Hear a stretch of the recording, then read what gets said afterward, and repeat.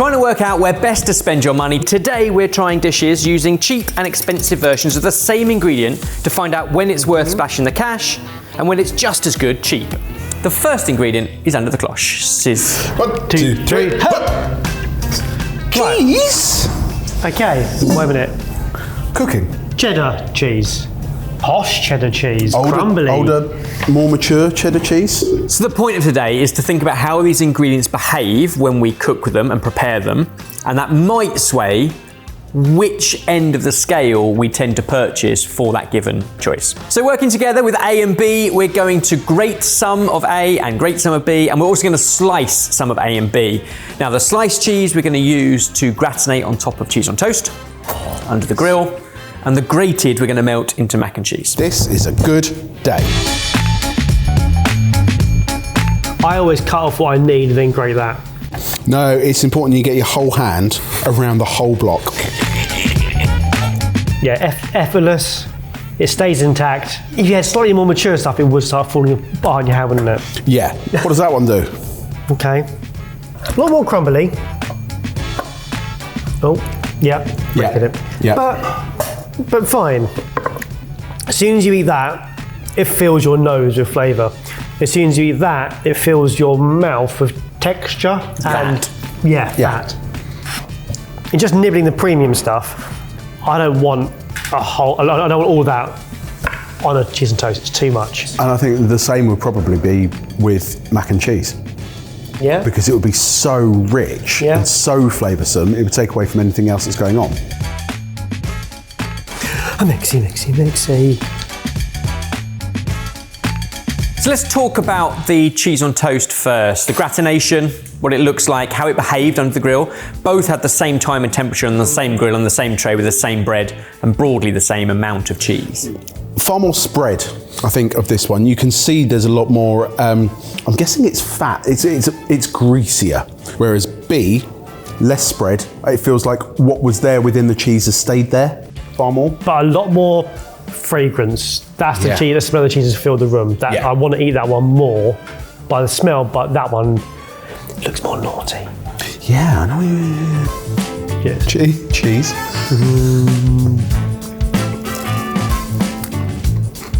A snack at home. Don't use the posh stuff. Haven't got time for anything proper. Just a quick snack. That is nostalgia, everyday, great. Hit a spot. Yeah. Okay. Yeah, a lot firmer.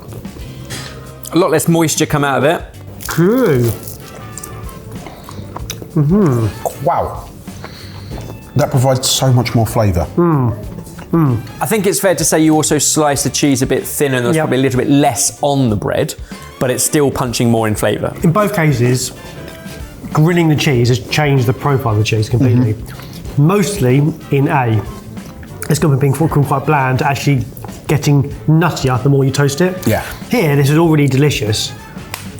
I'm not sure it's any better. Try the mac and cheese. Okay. It is just a side dish to the pulled pork, but try A and then try B. You're not getting any cheese flavour from A. There's a texture game going on because it's slightly more. Oh, you've moved on, have you? Right. So I'm really on this one. There's a slightly more texture game going on in because of the cheese, but there's not flavour going on in A. And we put the same amount, broadly speaking, in each. Had we doubled the amount of cheese, you might have got more of a cheesy flavour. You've got a funk from that one. You've got the cheesy. Yeah, that's got level. some slap bass going on. Yeah. I need some gherkin.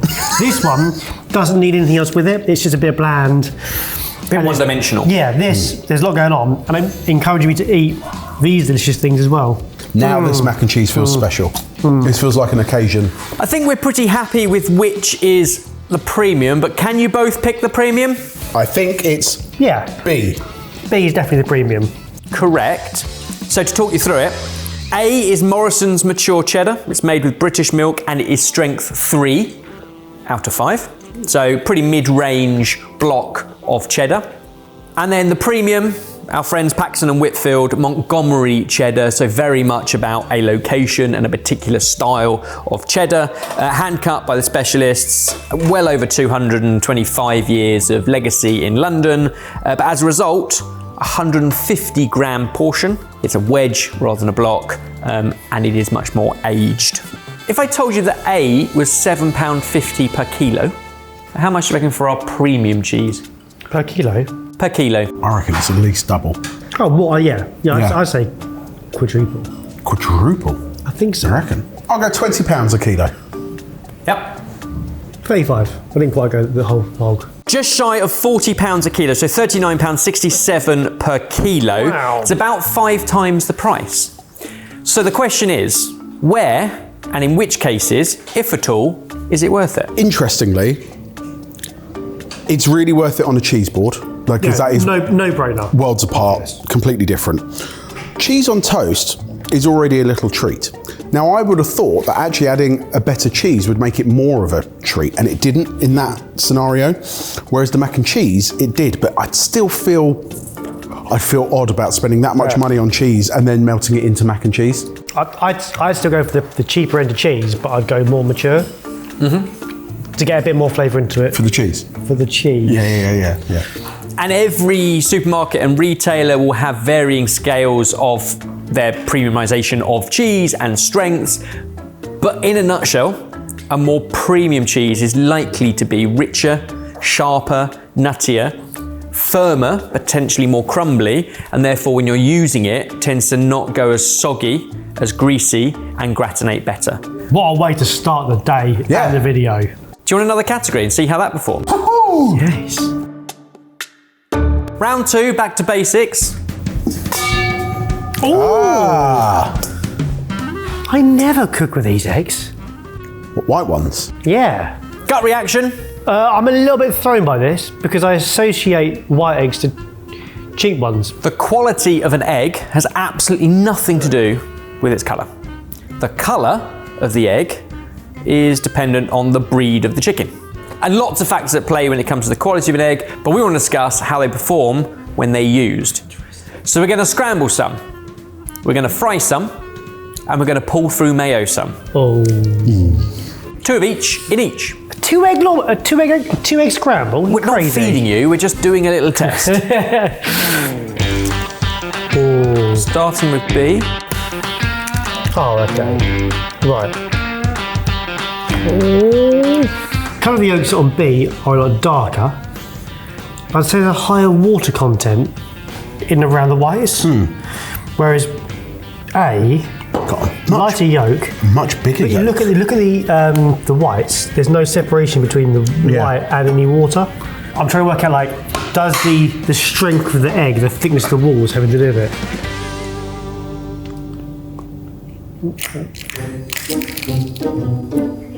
Easy, quite easy. Interesting, completely different. So much more structural integrity on B than it was A. Worth noting. God, I didn't realise this was a science channel.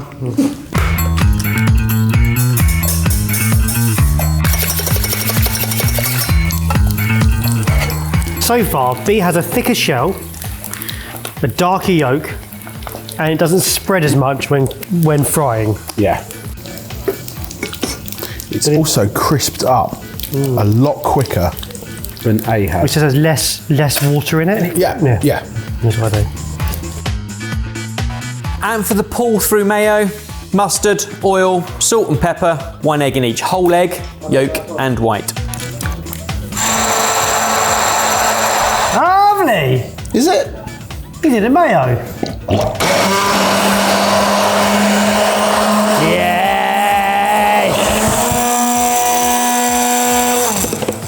Now you've seen how they've behaved.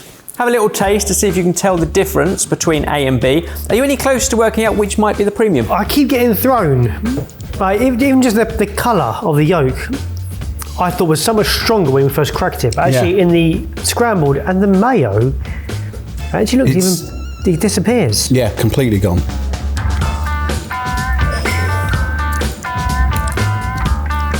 Any much difference in the way they blended, emulsified and taste? There's not much difference, but there is a difference. Yeah, I feel like B has a stronger flavour attached to it. When I was blending them, A took a while longer to emulsify.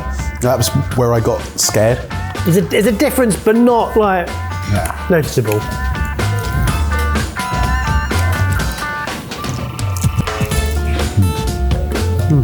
Lovely cream.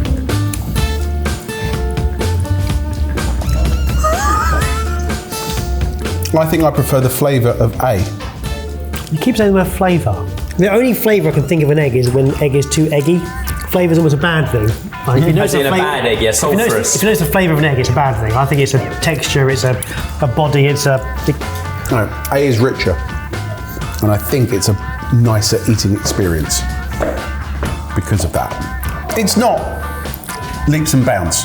That's if there are differences, they are small. Try the fried egg. This should be more obvious in tasting it, surely. In the UK, you've got 4 different grades of egg. You've got caged hens, barn hens, which means it's indoor only and they're not allowed outside, free range, which means they get free range, and then organic free range, which has stricter stipulations, tends to be lower densities of chickens per square metre, tends to have more outside time, more space and tools and apparatus to basically play around and fulfill better hen-like characteristics. But those are the 4 tiers. We haven't explored the bottom 2 tiers today. I think the yolk This is the giveaway. in A is richer. The bit I've been struggling with is during the cooking process, I kept being drawn to B because the shells are thicker. The yolk was yellower, and I didn't see as much water as it came out. But then, in the final results, I think I agree with Jamie. The yolk is ever so slightly more richer and silkier, which you can, especially on its own, you can tell the difference. And less so as you move further away, down the cooking and adding more things to it. So A is the premium. Ooh, okay. We got there. We did get there. We got there, but we needed it in its Purest form. Yeah, purest form, not raw. Yeah. We needed it in its purest form to be able to tell, and it's because it was the yolk specifically where that flavour was. B, the slightly cheaper option. These are co-op, large, free-range eggs, whereas A is Stonegate Estate. And they are organic free-range, Soil Association, OF&G certified, a natural organic diet, which leads to a richer yolk, and they have the highest gold standard by Compassion in World Farming. So that's all about husbandry. When it comes to application, I would say there's 2 things to watch out for when you buy. 1, the freshness of the egg is everything. So all your observations are correct, Barry. A is an older egg. Because it is more premium, because it is more niche, the churn of those eggs in store tends to be slower. Look at the best before date on the egg. It's literally stamped on it. It has to be by law. That's the British Lion quality. That is a completely different conversation and how it cooks as to its flavour and its husbandry and its nutritional value as a result of the diet. So there's those 2 things to look for. Wow. So if we look at price, the co-op free-range eggs, £1.79 for 6, so that's 30 pence an egg. Whereas the Stonegate Estate, £4.50 for 6, so 75 pence an egg. So 1.5 times more expensive for those hens to have more space, more outdoor exposure, and a better diet. I think because we've had chickens, it's changed our outlook on eggs. It is down to price, but it's also down to geography. It's working out what's your local farm that are giving you fresh eggs. And usually if they're straight from the farm and they're super fresh, they'll be amazing. And they won't be that expensive if it's from the farm and not via a supermarket. Yeah. Our eggs are about 40p an egg. And you haven't got other people in that chain adding necessarily their own margins because of the service they provide. Yeah. So much to take into account, but you both spotted, both in the cooking and the preparation and the taste, everything we wanted to talk about, albeit you didn't know why. That sums up my life. Let's do one more round. Round 3, a couple more conversations. Ooh, fishy. Fishies. Okay. Ooh, okay, very different. So a portion of cod and a portion of salmon each, A and B. And we've given you a white fish and an oily fish. The salmon we're going to pan fry, and the cod we're going to deep fry. I'm thrown by the salmon. Yeah, that is a really odd colour and texture. It looks like all its texture's gone. Yeah. Or it's a really finer texture, because here you can see kind of the lines, the usual patterns you'd see in a salmon. That was like a salmon pate in the shape of a piece of salmon. It's really, really smooth, whereas this one, you know that here's the bits where it's going to flake. Yeah. Are the premium and the not so premium on the same side? Yeah. I don't want to tell you that. Have you He's been a minx. But there is a quality fish and then a more premium quality fish for both the salmon and the cod. Can you turn that one over? Oh, now we're comparing apples with apples. Look at that. Turn A over. Okay, skinless. Skinless. Let's start with the salmon. We've got a pan with preheating. Once it's got a decent heat to it, we can put the salmon in. Just a pinch of salt on the flesh side, skin side down. Quite deliberately with the salmon, we've given you a portion of each. But because they've come from different ends of different sized fish, it's now a matter of how you cook it.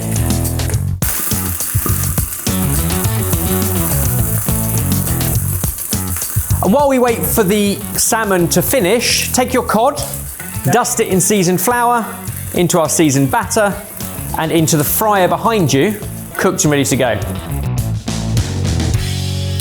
Was there much difference in the way it cooked?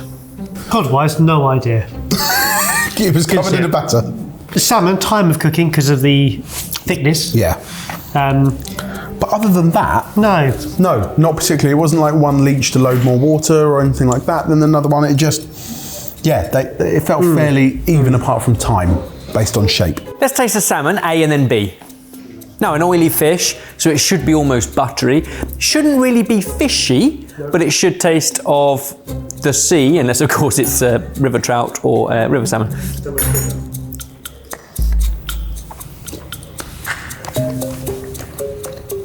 Completely different.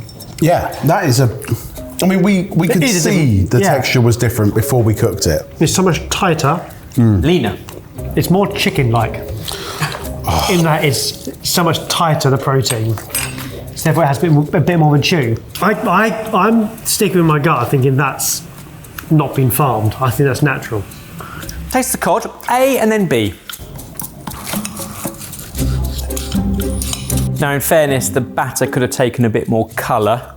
You can do that from turmeric, you can do that from different flours that have a higher propensity to colour in the oil. Wonderfully delicate, falls apart. Almost a bit too flaky. I'd say a little bit watery. Okay. Try B, which was a thicker cut of cod. Well, Again, you're absolutely tasting the fish that's been steamed inside the fried batter rather than the batter. so much drier. And the flake is held together. It's a firmer fish. I'm a little bit lost here at what we're trying to get at. Okay, simple game. Okay. Pick the premium.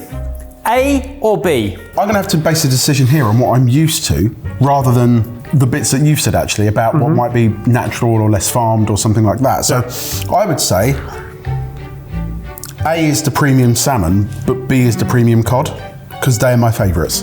Good fish tastes like that from a supermarket. That's unusual. And I think that's because it's incredibly organic. And I think I'd trust a chef to do a better job cooking that than I would. Same with this one. So I think these two are the premium. On this round, the premium is B. Let's talk about the salmon first. A is a Cardo salmon fillets, boneless, skin on. Caught in Norway, and a packet of 2 fillets, 240 grams. Whereas B is Leap MSC Keita salmon. So wild Keita salmon. The Keita swim further in their lifetime than any other species in the Pacific wild salmon category, and therefore that makes them very low in fat.